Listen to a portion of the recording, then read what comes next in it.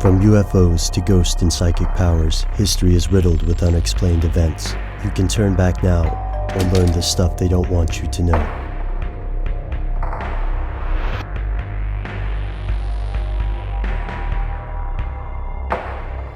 Here are the facts. Humanity has always fought a war against disease. Each year, archaeologists find traces of disease in fossils throughout the world. Because the evolution of civilization and disease are interrelated, diseases adapt to cures and rarely disappear completely. For example, the bubonic plague is manageable, but flu strains still defy epidemiologists. Diseases continually evolve. New, stronger strains often appear in crowded, developing countries. Without the healthcare of wealthy nations, cities and poor states can become breeding grounds for deadly infections. In an increasingly globalized world, a new version of the flu is often only a plane flight away. It's us versus nature. Or is it? Our relationship with disease is not clear-cut. Humans often use disease as a weapon.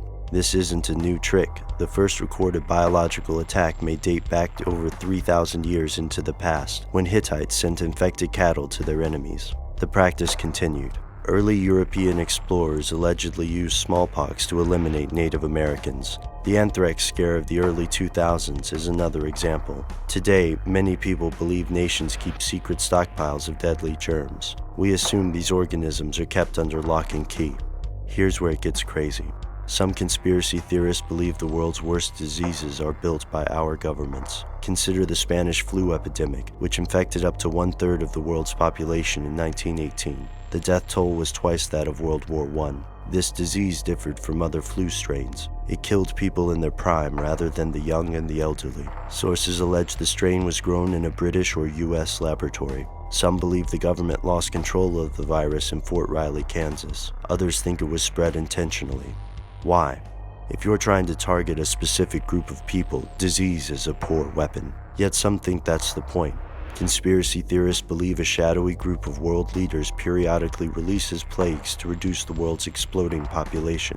While a group of supervillains is hard to swallow, overpopulation is a serious concern. Currently, over 6 billion people compete for the same resources. World leaders like Prince Philip and Henry Kissinger have pleaded for curbs to population growth. But warning against overpopulation is not the same thing as murdering billions with disease. Yet conspiracy theorists think the practice continues. The swine flu, for example, bears similarities to the Spanish flu.